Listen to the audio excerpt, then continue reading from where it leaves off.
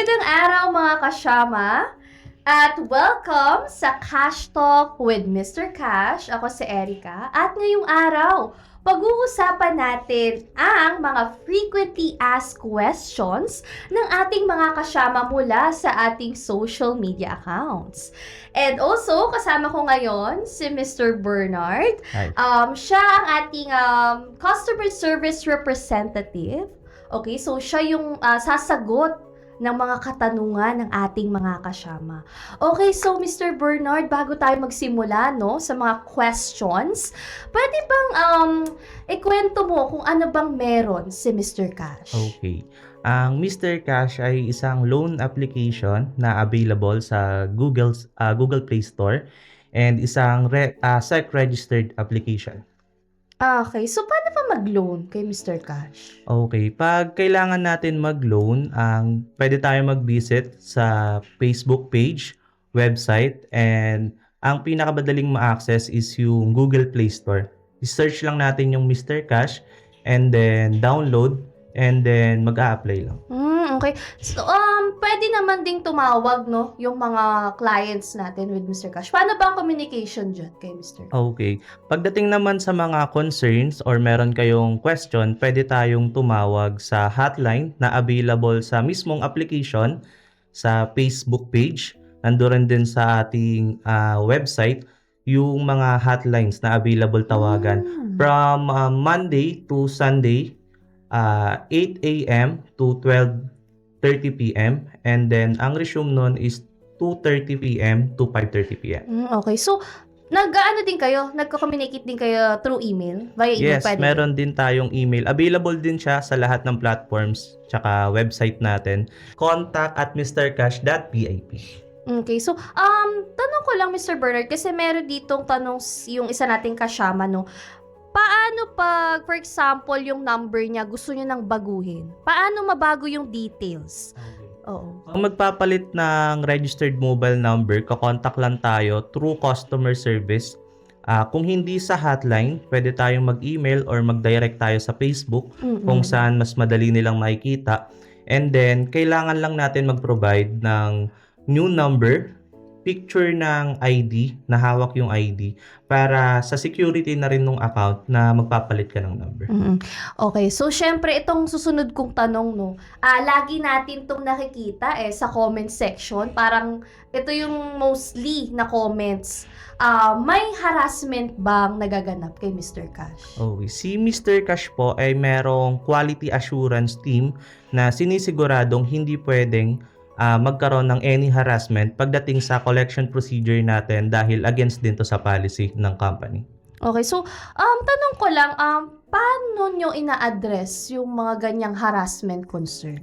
Siyempre, ang una nating ginagawa sa pag-assess ng client, binabalidate muna natin yung nararamdaman ni client and then hinihingian natin siya ng any proof na pwedeng gamitin sa any harassment na naranasan niya. For example, text message, recording ng tawag. So, any proof na pwede niyang i-provide na pwedeng magamit sa panghaharas ng collector, and then i-forward natin to sa quality assurance para ma-check kung meron ba talagang harassment na nangyari. Tanong ko lang, Mr. Bernard, kasi di ba may ino-offer, nakita ko dun sa platform ng Mr. Cash, nag-o-offer kayo ng installment. Yes. Installment plans. Paano naman yung pagbabayad pag payment installment? Okay, pagdating naman sa installment, before tayo mag-proceed sa isang application, makikita natin sa terms and condition yung installment na pwedeng i-offer sa atin ng application. So, makikita din natin doon kung 15 days, 30 days, 45 days, depende sa offer sa application. So, mabibigyan naman natin yon bago mag-proceed ng application.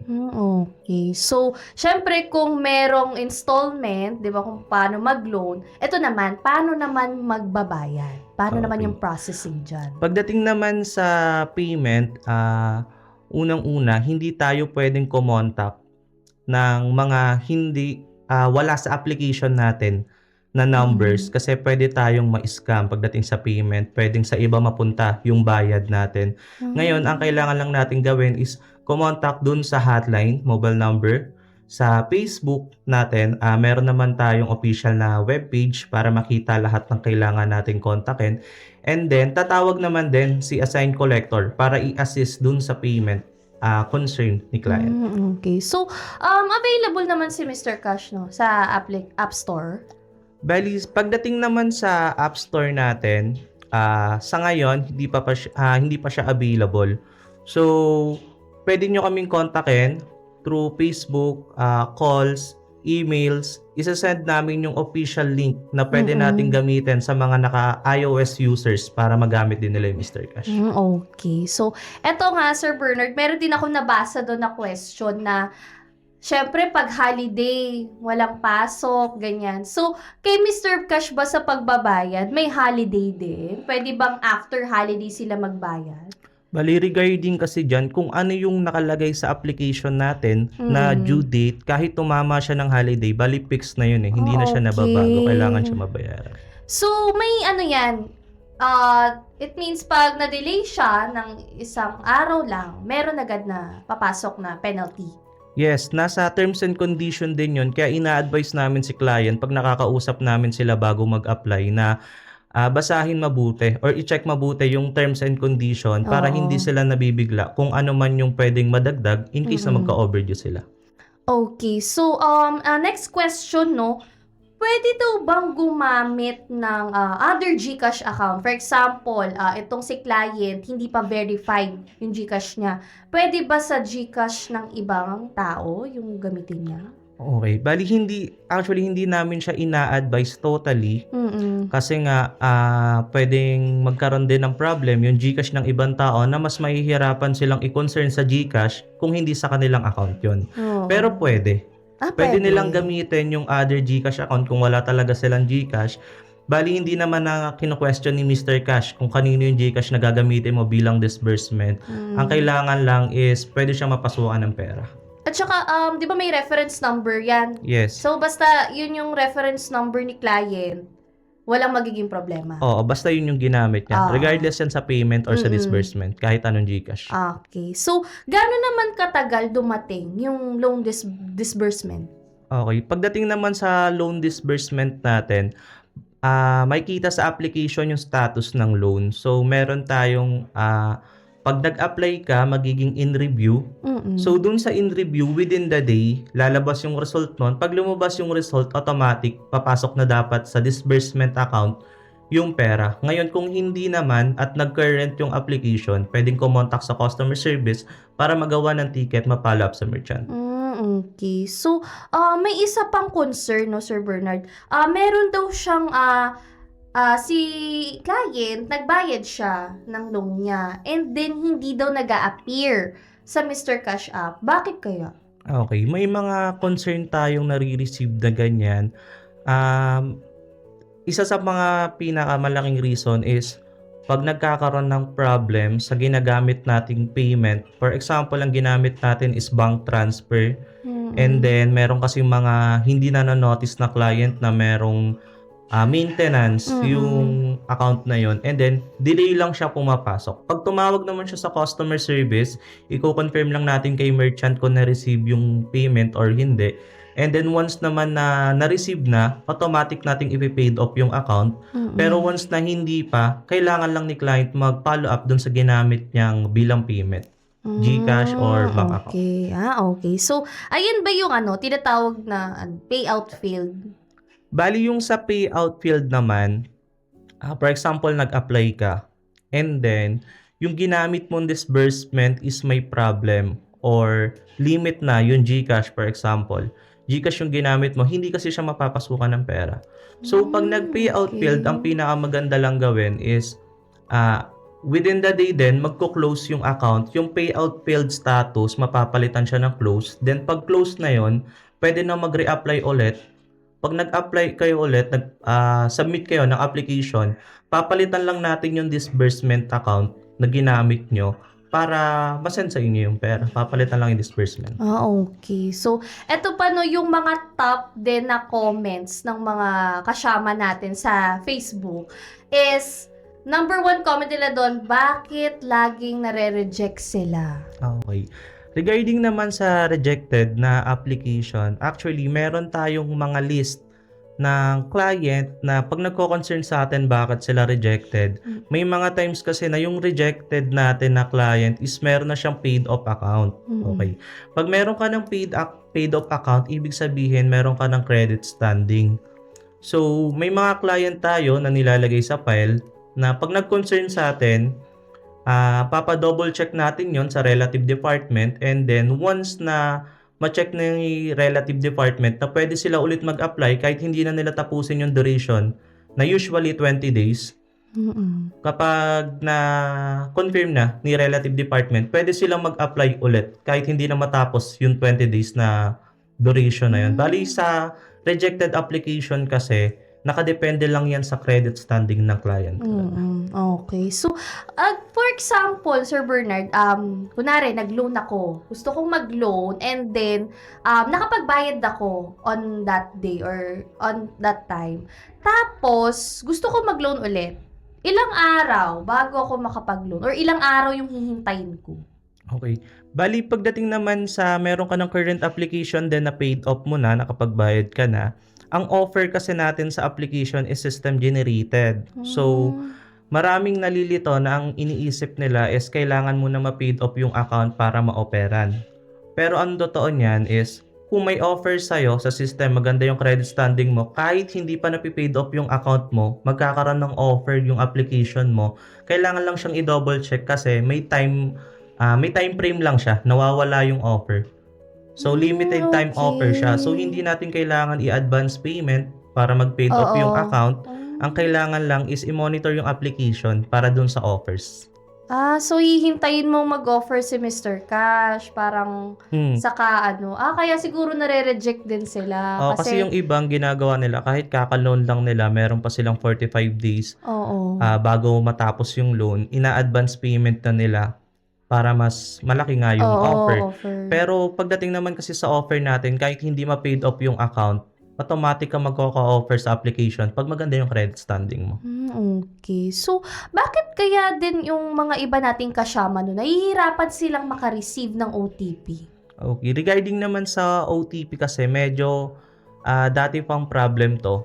Meron kasing mga lugar na hindi din talaga naaabot na papasukan agad ng text. Medyo mabagal. Or may mga instances na napupunta sa spam message or sa block message. Kaya hindi nila nakikita sa text message nila yung OTP. Bali, ina-advise namin sa kanila is i-check sa spam message or pwede rin tumawag kayo sa customer service para mabigyan ng manual OTP. Okay. So, if ever pag sa SIM card naman yung magka-problema, paano kaya yun ma-access yung loan kung SIM card may... Pag nagkaroon ng problem, gaya ng sa previous question natin, pag nagkaroon kayo ng problem sa mobile registered mobile number, pwede kayong mag-apply, magko-contact kayo sa customer service, and then magpapalit lang kayo ng mobile number, registered mobile number, para doon na pasukan, doon na ilipat sa bagong number na yon yung current application nyo. Okay. So, eto Sir Bernard, may tanong din, sabi, loan approved siya. Pero bakit walang na-receive na disbursement sa account niya? Okay. Pag ganito, may mga instances kasi na sila client, hindi na double check yung ginagamit na disbursement. For example, mali yung last digit. Kaya lagi namin ina-advise din na laging i-double check yung disbursement na ginagamit ni client. Kasi once na mag-current yung application, bali sa end ni Mr. Cash, kasi bawal natin questionin yung disbursement na ginamit ni client, gaya na sinabi ko nung una, mangyayari kasi, kukontakin lang natin si merchant. Kailangan namin mag-provide ng proof of disbursement, katunayan na successful yung transaction sa end ni Mr. Cash. And kadalasan napupunta sa ibang number. Okay. Oo, kasi hindi natin na-edit yung disbursement ni clients. Sila, kung ano yung nilagay nila, fix na yun. Yun na talaga yung papasukan ng pera. Pero sa Mr. Cash, pwede din mag-cancel ng loan application? Yes, pwede bali may time frame ang pag-cancel ng application. Kung nasa under review pa sa status ng application, pwedeng mag-cancel. Pero once na mag-current na, hindi na siya maka-cancel. Ang mangyayari na sa kanya is return loan. So sa return loan, ang ginagawa natin is yung amount na na-receive, ibabalik lang ni client na may kasamang plus 100 pesos lang naman. Kung hindi na talaga sila interested, and then automatic mapapaid off yung account. Oh, okay. So, ayun. May concern din yung mga OFWs natin sa ibang bansa. Paano naman daw sila makakapag-loan? Pwede ba sila? Regarding kasi sa ngayon, hindi pa available si Mr. Cash sa other country. Bali sa Pilipinas lang siya available. Ina-advise namin si client kasi kadalasan pinapadala din nila yung nilo-loan nila. Kadalasan, ang ina-advise namin is pwede niyang i-alok sa kung sino man yung ipapadalhan niya dito sa Pilipinas, yung application, Okay. para sila na lang din yung mag-apply. Walang magiging problem kasi nandito lang sa Pilipinas. Kasi yung mga ibang nag-a-abroad, so, syempre, kailangan pag mag-abroad ka, may panggastos talaga yan. So, paano pag lumapit sila kay Mr. Cash? Nag-loan sila ng amount and then, nag-ibang bansa na, paano yung pagbabayad nun? Okay. Bali, sa pag-payment naman, kung sakaling pwede or kaya ni client, kasi may mga client na nagbabang transfer lang kahit nasa ibang bansa. So, hindi lang magagamit yung application kasi yung OTP, hindi sila mapapasukan. So, kung regarding naman sa payment, pwede sila magbayad kasi yung binibigay nating reference sa application, pwede siyang hingiin sa customer service, isasend namin sa inyo via email, tsaka kung magkano yung kailangan nilang bayaran, then pwede na nilang i-transact yun by bank transfer lang. Okay. So, eto Sir Bernard, last question na lang. Paano daw mag-delete ng account kay Mr. Cash? Okay. Pagdating naman sa deletion, marami kasing nako-confuse kasi akala nila pag ni-request natin na mag-delete ng account, automatic madi-delete siya kaagad eh. So, pagdating kasi dito, once na nag-apply ka, naglagay ka ng details mo, ang kailangan lang natin gawin is mag-request ng deletion sa mismong Mr. Cash application. Bago natin magawa yun, kailangan muna natin tapusin yung duration. Kung meron tayong rejected na application, tatapusin yung 20 days. So, kung wala ka na, paid off na yung account mo, bawal din delete ng application kung meron ka pang current application. Syempre, kailangan tapusin muna natin yon. Pero kung paid off na, then wala nang duration na nasa app, re-request lang natin sa mismong app yung delete, and then hindi lang natin siya pwedeng i-open within 3 months para ma-delete yung total details ni client. Okay, so Mr. Bernard, bago tayo matapos, baka meron kang message na maibibigay sa ating mga kasama? Okay. Bali sa atin, in case na meron po tayong mga concerns or questions, available po ang Facebook ni Mr. Cash. Meron din po tayong sinasend na website sa comment na pwede nilang i-visit anytime. Bali, meron na rin tayong 2 available hotline. Kung hindi man sumagot sa unang tawag, possible po na may kausap lang sa AJ line yung ating agent. Pwede po tayo mag-try tumawag ulit. Yun lang. Okay, so salamat Mr. Bernard sa pagsagot ng mga katanungan ng ating mga kasama sa ating social media accounts. Okay, so hanggang sa muli, ako si Erica at patuloy nating subaybayan ang mga susunod na episodes. Dito lang yan sa Cash Talk with Mr. Cash. Kaagapay mo sa buhay, Mr. Cash.